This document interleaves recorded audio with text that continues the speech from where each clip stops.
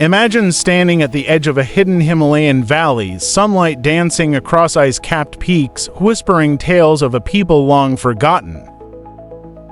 From the first moment you glimpse this untouched landscape, you feel it a presence, a puzzle nestled between cloud and rock. And by the end of this journey, you'll understand why this tribe, revealed through revolutionary genetic analysis, forces us to reconsider what we thought we knew about humanity's history. Under those towering crags lived a group whose origins are unlike anything we've ever traced. Scientists have long studied Himalayan populations, focusing on high-altitude adaptations in Sherpas and Tibetans genes like EPAS1 and EGLN1, crafted by millennia of life above 4,000 meters.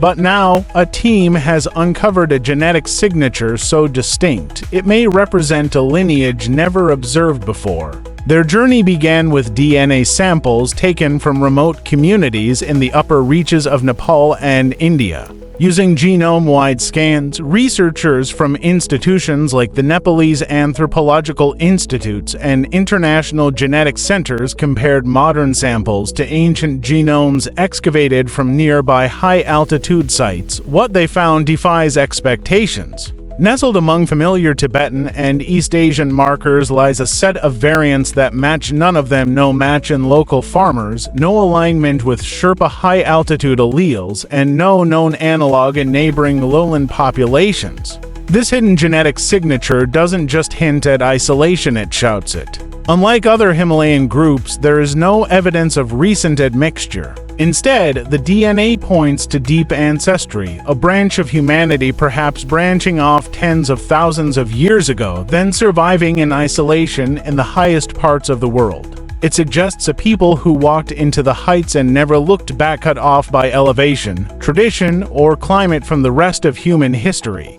To understand the magnitude of this discovery, think back to Rupkund Lake, where researchers uncovered two distinct genetic populations among the skeletons found there, local pilgrims plus unexpected Mediterranean travelers. In a similar twist, these Himalayan DNA finders offer compelling evidence that an ancient group survived silently and independently above the clouds. Within this genetic signature are clues, certain alleles possibly tied to altitude adaptation, but markedly different in frequency or structure than the well-documented Tibetan genes. That divergence suggests these high-altitude adaptations may have arisen independently, or that they retained ancestral variants supplanted elsewhere. So who were they? Were they survivors of a pre-Indo-European hunter-gatherer population? Did they descend from an early group tied to ancient Austric or Austroasiatic lineages? Or are they remnants of a path-forgotten branch of early modern humans whose memory now persists only in their DNA? What's clear is their resilience. The Himalayas have served as both sanctuary and fortress, isolating inhabitants from invading armies, sweeping cultural shifts, and even pandemics. They created refuges where archaic ways of life and unique genetics might endure even as other populations changed. High passes, dense forests, scant arable land, these forced solitude and deep lineage preservation in ways unmatched elsewhere. In practical terms, their genetic isolation shows in runs of homozygosity, long stretches where both copies of DNA are identical, indicating a small, endogamous community over generations. Modern hunter-gatherer groups often display similar patterns.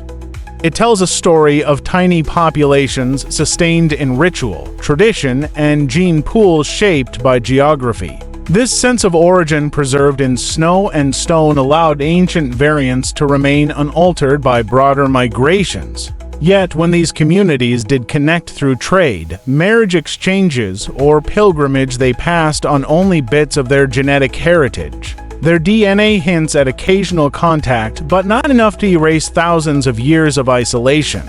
Now, as we decode these genomes, we're rewriting Himalayan history. Instead of one or two migratory waves bringing people to the Himalayas, we may be looking at several: an early Paleolithic wave, a later Neolithic farmer wave, the rise of Tibetans and Sherpas, and somewhere in between, this lost tribe whose story continued in parallel and seen, but not extinct.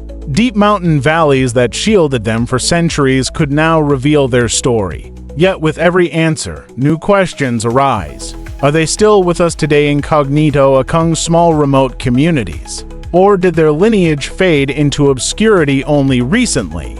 Could traces of their genes still flow through Himalayan bloodlines, masked by later admixture? What this discovery teaches us is profound. Human history is never singular. It's a tapestry woven of many threads, some vibrant, some frayed, and some hidden beneath layers of time. We thought we knew who the Himalayas belonged to, but this tribe reminds us that the story is far more layered, textured, and surprising as we continue unraveling genomes and unearthing